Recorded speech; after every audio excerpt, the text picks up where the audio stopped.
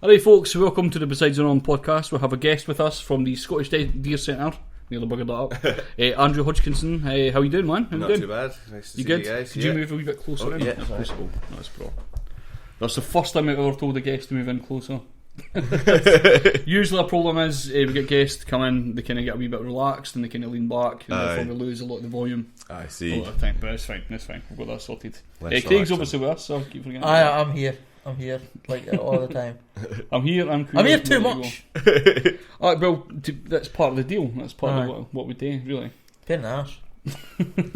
But we are here to talk about the Scottish Deer Centre. You've obviously brought in a few topics that you wanted to talk about.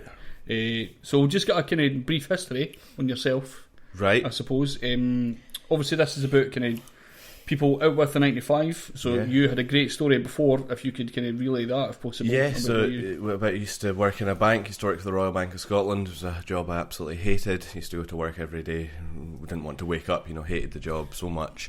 Decided to leave that, it wasn't for me, and ended up being unemployed and job seekers allowance for quite a while, and I get very easily bored, so I decided to go and volunteer at a centre that I used to enjoy visiting when I was a kid, and then I went on a 4-week placement there, and about 8 months later I was still going every single day that I could, and eventually they offered me a position.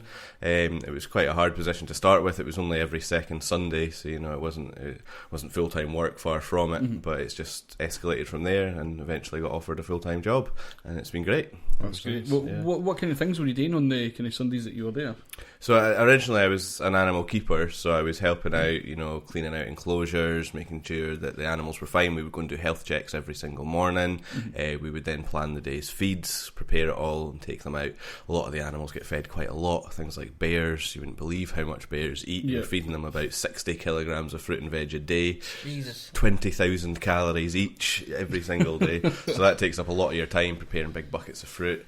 We also do a lot of stuff that's called enrichment, which is a major part of our job, which is a fancy way of saying entertaining the animals. So you're coming up with things that keep the animals occupied, keep them entertained, keep them busy, new stimulus in their environment for them to interact with so they don't get bored, and try and stimulate natural behaviour. So this is the main role of a keeper, is to give the animals a fulfilling life. So that's what I was doing for my weekends.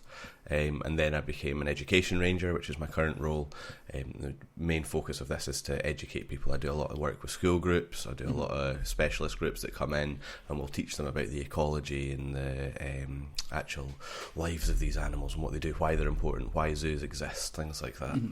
It's a lot better than the kind of, like, see when you go to Edinburgh Zoo and stuff, they've just got kind of like a wee bit of information at the front.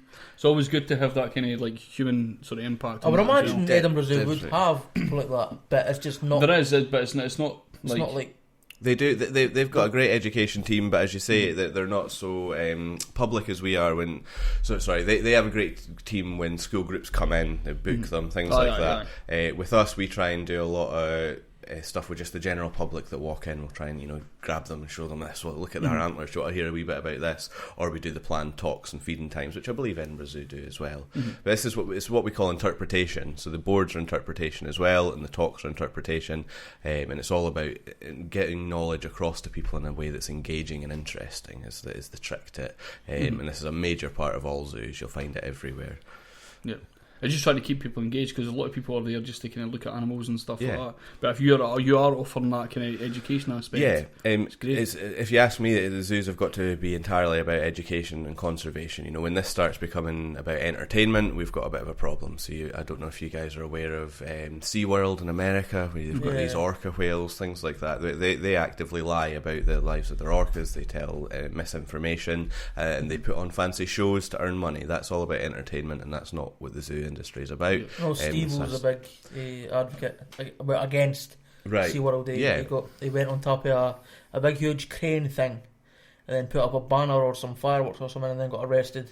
Right, sounds right. It's worth it. Aye. I spent a day in a cell there, spending their entire lives in a big fish tank. They have a very hard time of it, and zoos have a pretty bad reputation, or they have a reputation to deal with anyway. People are very torn about their opinion on zoos, and once we start allying ourselves with organisations like that, we're lost. This has to all be about education, telling people about these animals and inspiring them. People don't always get the chance to get up close and personal with wolves. It's not something that happens in everyday life. Definitely. If we can get kids in, and they want to spend the rest of their life looking after wolves, learning about wolves, and that's a victory for us. We're not there to just entertain people's kids. That's not the role of a zoo, certainly in my opinion.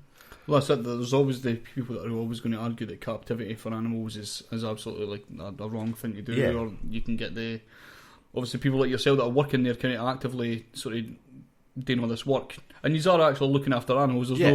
There's no fucking like when people have a pet, they can just leave it the whole day sort of thing. No, not at all. You are actually actively looking after these animals a lot of the time, and they've always got plenty of space. Well, we try to. Yeah, I've never seen an enclosure that I've said, that's big enough and it couldn't be improved. They don't exist, but we try our best to design enclosures that, as I say, are fulfilling, give the animal enough space to be a happy beast. But I was saying, back to what you were just saying there, I don't know anybody who's got into the zoo industry for any other reason than they've loved animals. None of us are there because we like to keep them in cages. It's just a total nonsense. It's not how it works at all. No, that's it. I want to talk about more in depth about what your kind of day duties were. As a keeper beforehand, sort of thing. So you were talking about you would go in. So, but if you lead us through the day as to what you would do. Yeah. So first thing we do in the morning feed. So we'd go in, prepare all the deer buckets. So we've got 12 species of deer. Most of them are grazers, eat a lot of grass. We've got a grass-based pellet that we often use, but we've got some specialised ones as well, like the reindeer and the moose, who've got a very specialised diet. So we'd go in and give them their feed in the morning. Give the bears their first feed as well, as soon as possible, about 9 o'clock in the morning. Then we'd come back and we'd prepare all the meat for the carnivores in the afternoon. So we go through a range of stuff, often rabbits or quails or horse meat, beef meat, things like that we would prepare for the wolves, the wildcats, the lynx, the bears, the fox. Then we'd go and take a walk around the park and we'd have a look at all the animals. So we'd go around and make sure that nobody's limping, nobody's got injured legs, there's nothing to be worried about, everyone's present and correct. You do sort of head counts. After that, we do a lot of collecting browse. So things like moose, about 80% of their diet is made up of tree branches. So we've got pellets make up about 20% of their diet. The rest of our time we're cutting down trees and putting it in. They're just eating machines. The Latin name roughly means twig eater or bark eater, and the damage they do is incredible. If you come up and see some of the trees, these are little incisors at the front and they'll scrape off all the bark and just kill a tree dead. All the bark's gone. They'll knock the whole thing over and they just strip it back to this skeleton of a tree. It's unreal when you see them go. So a lot of time feeding them. Cleaning out enclosures is the next thing. So we'd go around at least once a week. We'd make sure that every single enclosure is cleaned. We'd also clean them, called pro rata. We check them every day. If they need cleaned, we clean them. If they don't, we don't. And then enrichment, which I touched on a minute ago, which can often involve a bunch of keepers sitting around having a chat about how we're going to stimulate a certain behaviour. A great one that we enjoy doing is with the lynx. So the idea is chase, pounce and chew. So we've got to encourage the lynx. We don't want to just walk in and hand a lynx food. That's no use at all. We want to make it chase its food. We want to make it pounce on it, and we want to stimulate this natural behaviour. So things like fishing rods with foods attached to them, wheeling them up, big winding things. It's great fun. Tug of war with a wolf, so you throw in a big bone with a rope through it and you can feel how strong a wolf is pulling. It's pretty incredible, but great for them as well. It gives them entertainment, gives them something to interact with, and it stimulates this natural fighting behaviour. Bear enrichment's great fun, although it can be often very frustrating because you spend all day trying to build this big toy for a bear and you put it into its enclosure and the bear smooshes it and eats all the food from it without doing a single bit of it. You're like, alright, fair enough. But bears are incredibly intelligent, so we were designing a big puzzle box on them recently. So you got a big blue barrel, but holes in different places, so the bear's got to turn it to a certain point to get all the food to drop out, and they can work this out. So they're not just spinning it and hitting it; they'll move it and hold it and shake it and put it in the right place. So it's so smart. It's great fun to work with, and enrichment with bears is very hard but very, very rewarding, I would say. So that's the main roles of the keepers, anyway. That's excellent. So what about your sorry, it's dying quickly. Right, so your roles. So you'd turn up. You'd if you guide us through a day. So what you'd be doing. My main role now is education ranger. So I do a lot of school groups. It's my real focus since I've been taken on. I've been tasked with trying to increase our outreach. So going out to primary schools or getting primary schools into us. So I spend a lot of my day, unfortunately, sitting in front of a computer planning different lessons. Right. So we teach certain topics that are sort of key to the curriculum for excellence, which is how they work out a curriculum for school kids these days. So we'll teach topics such as habitats, such as energy transfer and food webs, adaptation, things like that. So I'll sit and plan out a lesson that's usually sort of 2 hours long. Then we'll phone around, get schools interested, book them in, and when they come in, it's my job to take them. So I'll greet them when they first come in, we'll take them into our new classroom, we'll give them an outline of the package that we're planning to do, what we're hoping to teach them. Usually take them on a tour of the park as well, tell them some interesting stories about all the animals. And then we'll often end up at the pond or up in our forest looking for little insects, mini beasts that we can talk about all the crazy adaptations and why they live in the habitats that they live in. So a lot of lesson planning and then actively delivering these educational packages to school groups, usually primary age, although we'll take anyone up to university as well. And then every single day I have a set number of tours I have to do. So I'll do a guided tour in the morning at 11 o'clock for about an hour. We've got what we call nose to nose, so we've got a couple of hand-reared deer, Izzy and Roo, which are lovely wee animals. They've been brought up by humans their whole life, so we'll actually take big groups of the public in with them. They can get up close and personal. That's cool. Again, this is great fun for the kids. It gets the kids very excited, very interested. And then at 3 o'clock we do our carnivore feeding. So I'll do a talk on wolves in Scotland, what's happened to why we don't have wolves in Scotland anymore. They're talking about bringing them back, whether or not this is a good idea or a bad idea, how wolves act in other places, and then we'll feed the wolves so people can actually see them in action. It's pretty incredible when you see a wolf going through a calf's leg bone. It's pretty intimidating but pretty incredible. They reckon they've got about 1,500 psi of pressure in a wolf's jaw, which is roughly 500 in us, so incredible power in these jaws. So that's really my day-to-day job now, is doing this education stuff and doing these public talks, although I still regularly muck in with the keepers and I still got to shovel shit all the time as well. You were totally going to ask about that. I was going to ask you about that. We'll get into that a wee bit. I was interested, as you mentioned there, about the wolf reintroduction thing. Yes, I thought that would be a fantastic idea, and I've got a wee slight story. Years ago, obviously there's that wee field in there. Yeah. There was a few years ago, I think somebody was talking in the news about the kind of wolf and bear reintroduction at the time. Oh, I forgot about the bear. Remember that? And I got into my head that they were going to be reintroducing them in the field. Right. So I was like, shit, like, hell, was that going to be there used to be deer in there. Well, there used to be deer, but they came inbred in a bit. Right. They were riddled with diseases and stuff as well, because any water that they were getting sustenance for that, it was kind of like carved. They just weren't looked after at all. It was mere just businesses kept moving in and they just kind of left. You've got the DCL, like the big alcohol thing in there. So the deer were buggered for years, like. Right. So, I don't know if you heard about that at all. Obviously, no. Wolf reintroduction is something that's a favourite topic of mine. That's sort of a specialist subject that I studied for a long time. I'm very much in favour of it, but this is I'm definitely biased because I work with the wolves. It's something everybody needs to make their own mind up about. But it's something I'm happy to talk about wolf reintroductions all day long. Yeah, feel free to entice us to believe it. So the main benefit, or one of the main benefits of bringing the wolf back, would be controlling deer numbers. So we have way too many. So they reckon we can support in this country, red deer specifically, with lots of different species of deer, but red deer and roe deer are the ones that are native to us. Yep. They reckon we have about 400,000 red deer in this country. They reckon we can support about 100,000. So we're way above what we can support. Right. And that's a direct result of taking away top predators. So nothing controls their numbers. So we're just going to have big fat wolves for a good few exactly what's going to happen. So they're going to well, they're not going to. They're talking about introducing about 12 wolves, tiny numbers in the whole of Scotland. They expect over about 60 years for their population to skyrocket. It would go really, really high because there's just prey everywhere. The wolves is going to be jackpot for the wolves. After about 60 years, the population of deer would reduce dramatically, and you'd start seeing the wolves dying off as well. And you'd probably find that you would reach what we call equilibrium population, which is when there's a balance between the two. Roughly about 600 wolves in Scotland. Very roughly. Presumably this will be quite far away from cities. The Highlands top of the Cairngorm. So there's a fantastic company called Tree Trees for Life that are trying to replant an area 25,000 square kilometres in the north of Scotland, and this is the area that they'd be proposing for a reintroduction of wolves. Right. That wolves is, as I say, just being spoken about. There's no plans to actually do this. Right. However, the Lynx has got a lot further forward. So there's a brilliant organisation called the Lynx Trust UK who are leading the charge with trying to reintroduce them, and it looks like they're going to be allowed to do this. Oh, but Lynx native to Scotland? About 1,500 years ago, so a long time ago. Used to be native to us, hunted for range of reasons. They were a threat to livestock, or considered a threat to livestock, but also they had very nice looking pelts that were worth a lot of money. This is the main reason that they went extinct. Right.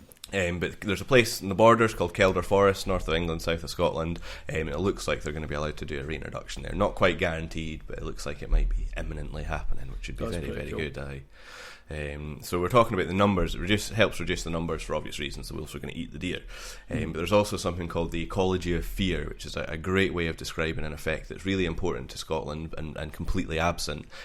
So basically, deer in our country act in a very unnatural way. So they'll turn up to an area, they'll eat all the food that's available, and they'll move on when there's nothing left. And this does tremendous amounts of damage to a habitat. If you imagine them getting into a young woodland, there's no young trees left when they're done.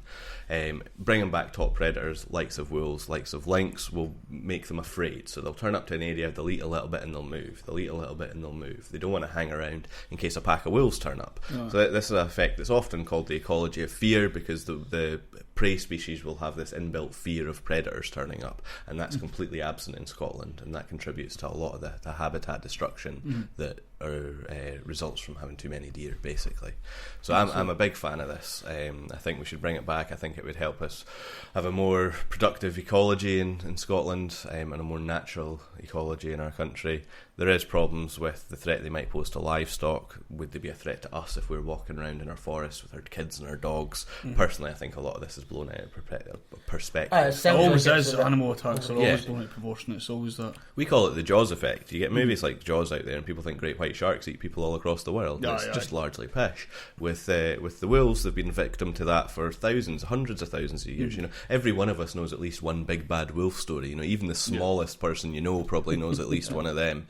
And it's just largely rubbish. The wolves don't deserve this reputation. You get movies like The Grey. Have you seen The Grey out there, where they've got a pack of wolves chasing a Jedi across a mountain? You know, it's total nonsense. Like, that's awesome. It's that. What's this? Qui-Gon Jinn. I can't remember his name. Liam Neeson. That's it. Right. He's not actually Qui-Gon Jinn in the movie, but you know. Genuinely, I was more interested because it was a Jedi in the film. I was like, wow, right, that's cool.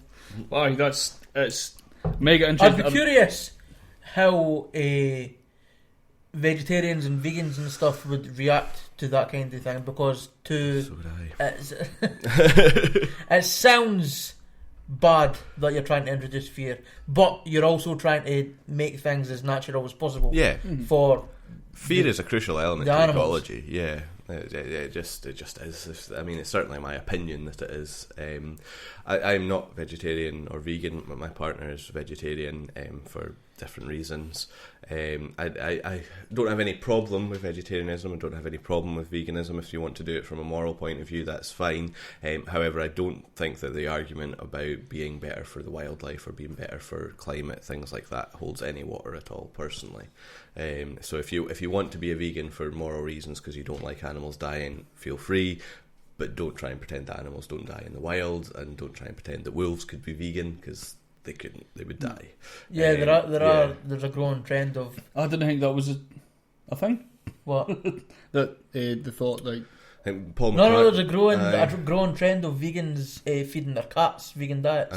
Paul McCartney famously had a dog that was on a vegetarian diet. I didn't know about dogs. I knew about cats. I didn't know what they did to dogs. It's even worse with cats. We don't get too technical, but the wolves are what we call facultative carnivores, which means they mainly eat meat, but they can eat other stuff as well, which is fine. Whereas cats are obligate carnivores, which means they can only survive on meat. They have to eat meat or they're going to die. There's no two ways about that. So So it's a real shame, and millions of years of evolution have put us in this place. I think that predation and eating prey species is a very, very important part of ecology. If you don't, you end up with too many deer. That's exactly what we've got going just now. Personally, I think lots of people should eat deer in our country. We should be controlling the numbers, and we should be making use of the meat. This is all just my opinion, and people are more than welcome to disagree with me. In fact, I encourage you to enjoy a good argument. Have you tried deer? I've tried deer, but it was in a... It's a bit expensive.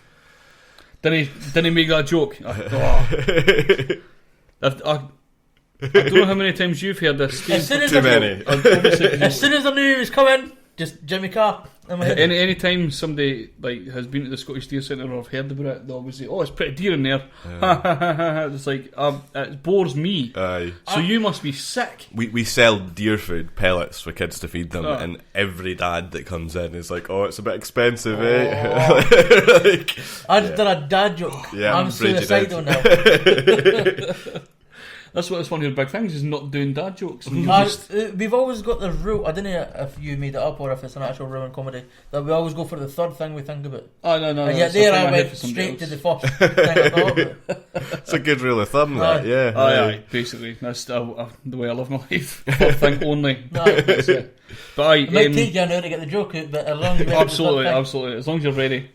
That's it. So let's talk about kind of people trying to get into your work, because... I said to you on the phone when we were trying to get you doing, this is an absolute dream job for people. Yeah. A lot of time working in zoos, kind of working with animals is a crazy thing. I wanted to do it when I was younger. A lot of people do. Still actually want to do it, to be fair, just for a day. We'll get I you don't know if I could work it. I'd love to come up and do it one day. I'll be up for it. I'll film it. I'll film you shoveling shit. And that's cool. I hate my life. I'd be in after half an hour. One day you'd be sold. It's a good job. I think I'd enjoy it, man. Definitely. So for people to get into the work, this is how do they start off? So, well, I would say the most important thing is getting in volunteering in a place. It's not technically crucial, but almost everybody who has these jobs has been a volunteer first. If the good way to look at it is, because I was a volunteer at the centre, a job came up. I was in a much better position than anybody else to get that job. I could apply for it. I could say, I've done this job for the last year. I'm much better off than anyone else. So I would highly recommend getting in and volunteering. Qualifications are important as well, and depending on where you're going to work, some places you would need to have them. So there's a qualification called a DIMSA, which is a Diploma in Zoo Animal Management. It's done through a place called Sparsholt College in England, but you can do it distance learning. That's sort of an industry standard for zookeeping. Most zoos will expect you to either have that before you apply or be willing to work towards it when you're in the job. So it's a good one to get. My background's countryside and environmental management. This is what I did HNC at HND. They do a great job of teaching you about interpretation, talking to groups, leading groups in wildlife or natural heritage related activities, which is very important if you're wanting to do the education ranger side of it, not so much if you want to be an animal keeper. And most of our staff have either done zoology or animal care as well. So I would recommend these as routes into employment. But the volunteering is what's going to get you the job. The good way to think of it is that these qualifications are a ticky box. They're required. Everybody who's applying for the job is going to be doing them or thinking about them or considering them. Volunteering is what makes you stand out. Volunteering is what not everybody does, and that can give you the edge and get you the actual job. So I would say that's probably the most important thing, although you do need the qualifications as well, usually. Definitely. So what about when you do start eventually getting into paid work? What's a working week like? Is it?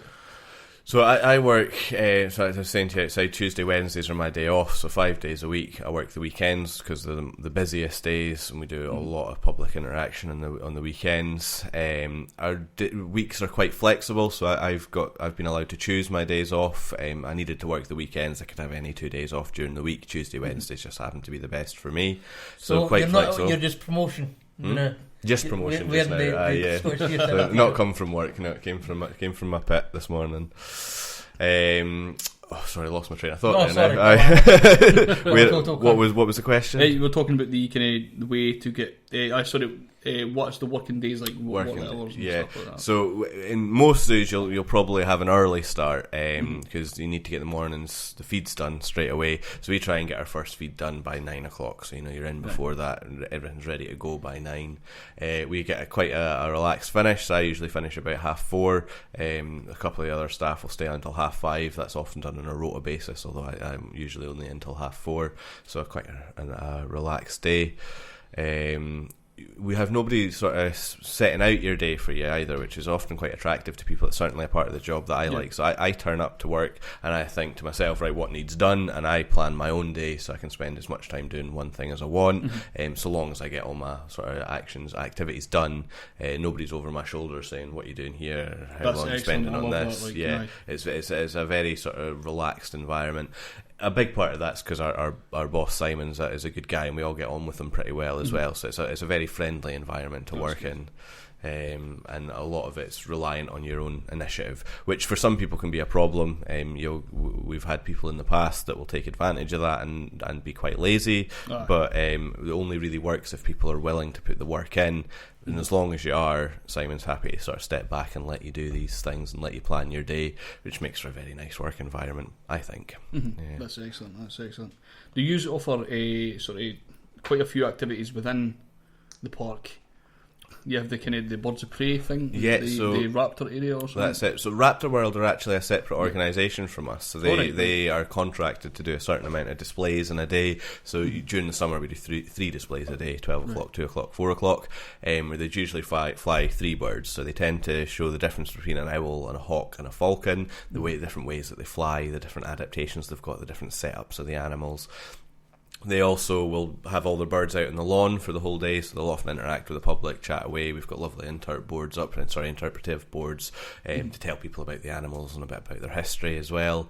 And they also run different experiences. So they've got Nose to Beak, which is an hour where you come in, you get to fly a bird, so you get it sitting on your glove, you get flying to and from you. Beak and Beyond, which is a 2-hour session where you get a lot more birds to fly. You get to go on a nice hawk walk around the park where the birds will be flying with you.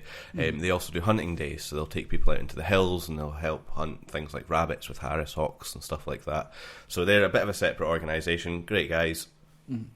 Then we have tours throughout the day. So the first one's our 11 o'clock guided tour, a full guided tour of the park.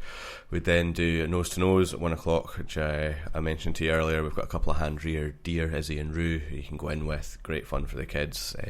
Often very exciting for the kids. You get these kids bouncing out of their skins to get that up close and personal with Bambi. We've got a family of Asian short claw otters, so we'd feed them 1:45 in the day as well. Very, very playful animals, very dexterous paws, juggling stones around, attacking each other, quite often trying to eat the keeper's feet instead of the food, which can be quite hilarious unless you're the keeper.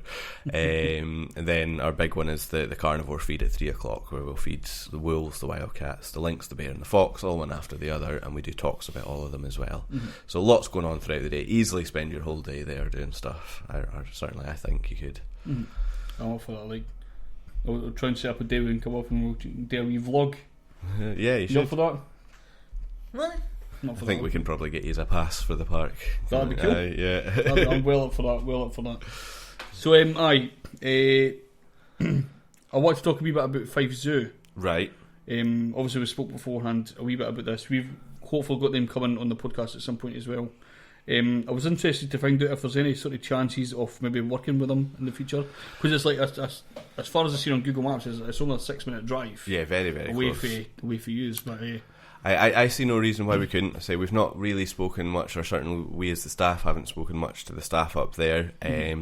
From what I've seen from their plans, they seem to have quite a different collection from us. I have no reason to think that we couldn't work together. I think it would be better for both of us if we did.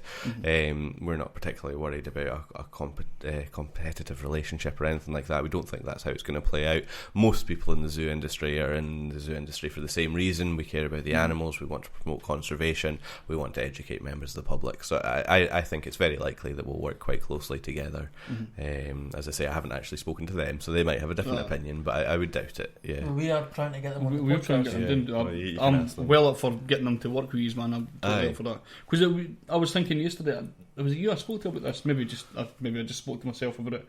But it was the aspect of that maybe come up to use first or theirs first. Yeah. Then coming over to you, so that's a kind of big day out. It was to me, you did mention that. Aye. You did the BMs to see the D and see the links, and then you go and look at, I don't know what they hate, 5 but I think, as far as we're aware, the plan on monkeys having more, and stuff like that, primates and stuff like that. Certainly, that's what it looks like on their plans. But again, you'd have to speak to them. They'd be much better at telling you than I am. But they've certainly been coming along to our zookeeper meetings that are often organised by the Royal Zoo Society Scotland, Highland Wildlife Park, Edinburgh Zoo. So our staff go along to them, their staff have been going along as well, and this is to just help the zoo industry all work together and be on the same page with animal welfare, things like that. So it's not one of these industries where everybody's out to get each other and there's loads of trade secrets and we're trying to keep everything hush-hush, It's we all want to educate people about animals, we all want to promote conservation, so I don't see any reason why we would not work together on it. That's fantastic, man. Right, we've got I don't know if it's a question, I've been glancing at it. I've been trying to read it, but I need specs. Miles away, aye. I need specs. It's for Ross Murray. He's one of the cretins. Wait a minute. Yo, love the Scottish Deer Centre, especially the wild cat. Yeah. My house cat looks identical to them, same size also. Random info for you. Right, well, I mean, wildcats are fantastic animals and they're extremely endangered just now, and the biggest problem with wildcats is that they can hybridise with pet cats. So you do get hybrids out there. It's definitely not uncommon, so it's possibly that's what's going on. Well be. Could be. I mean, even if I saw the cat, I would have a very hard time telling you if that was the case or not. Right. Really, you'd have to rely on DNA tests to be very sure about that. Physically, there's a few differences it's worth being aware of. The most obvious is their tail. So the tail in a Scottish wildcat is much thicker, so we'd say thick and club-like right to the tip, whereas a domestic cat's tail sort of tapers off to a point at the end. This is one of the major sort of physical differences between them. So have a look at your cat's tail. If it's got a point to the end, then you're probably dealing with a domestic cat. If it's round and club-like, you may well have a hybrid on your hands. Go check it, Ross, man. Go check it. Right, I just wanted to thank you for coming in, man. It's no much problem appreciated. At all. Yeah. If you want to sort of tell us when the place is open, what kind of times and stuff like that, when can people visit? So, we're open all year round except New Year's Day and Christmas Day. Only Andy has to come in on those days, close to the public. Open every day from 9:30 till 5:30 during the summer, only open till 4:30 in the winter hours. But yeah, come along, £8.50 for an adult to get in and £4.70 for a kid, I think. We'll check, we'll throw these up the prices and stuff like that. That's it, but I highly recommend. Tall, big. Flat, stripy, flat, stripy, tall, big ass cat. Sounds like Wallace. Wildcats are fantastic animals. A lot of places like Cats Protection will often be able to give you advice on whether you've got a... I think he spoke to somebody. I don't know if it was from the Scottish Deer Centre or not, but maybe he could tell us. Yeah. Did you speak to somebody before? We'll find out. Wait, there'll be a delay. But attitude's always a good one as well. Does it like cuddles? It's probably not a wildcat. Does it like ripping your face off and that just now and again? King of the streets and got a high hunting record, then you might be dealing with a wildcat. I've just been on roast. Just been all. We can cut this. We can cut this down. This is just a live stream special. See what he says. They say that Scottish wildcat in particular, is pound for pound one of the strongest felines in the world. Up there with lions, tigers, leopards, the lot. But it was the same size, easily a match for them. They're proper. What size is the lynx, man? It was medium dog, so smaller than this table, but not much, about half height of this table, so a lot bigger than a pet. So they're not like a predator that's going to destroy us. No, never been a single recorded incident of a healthy lynx attacking a human. Are lynx the ones that are in America, the kind of mountain lions and stuff? Bobcat's a type of lynx. Right. So if you look at the scientific names, a bobcat is Lynx rufus, whereas we're dealing with lynx. So they're very similar, same genus, different species. That's cool. Well, all these past time. All these myths for us. I presume you've heard these about the black cat. Big Cats of Fife, oh, yeah. Asked me this 3 years ago and I said, total nonsense, total sceptic. I've got no reason to believe that. I've heard some pretty convincing evidence recently, or in the last wee while. A lot of people I would trust have shown me stuff that is quite convincing, or rather I have no good explanation for. So I'm definitely less of a sceptic these days. So best. There's a whole website dedicated to the Fife Big Cats. So what kind of cat could it be though?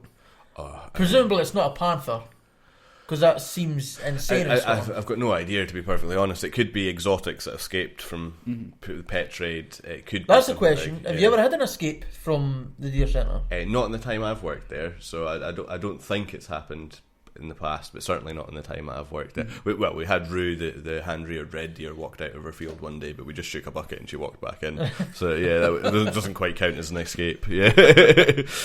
But no, Big Cats in Fife is an interesting one. Best evidence I saw was a guy who used to do pest control on lookers, found the carcass of a sheep up a tree. Tell me what takes a carcass, a sheep up a tree. Well, I've got a friend I used to play games with who. He's a Muslim. I don't know if it's an actual Islamic belief, but he believes in it's like a shadow monster, right? That lives. Well, that's up trees. obviously no deal. Shut up! He genuinely believes. We might be wrong. He believes in it's a shadow monster that exists in trees and attacks any living thing that walks underneath the tree. Right. So that might have been what attacked the sheep. Might have been. There's ways to test that. You can tell me which tree and we'll stand underneath it. I'm not personally believing in that thing, but he genuinely believes it, so... Yeah. Could be, but I don't know what took up the tree. It could be someone having a hoax, but it's in keeping with a lot of the habits of big cats. They tend to jump on the back, bite to the neck, kill their animals, drag them up trees, so they've got a good view of what's coming in. So that makes sense in my head about what might have done it. And he was very much convinced that it looked like a big cat attack.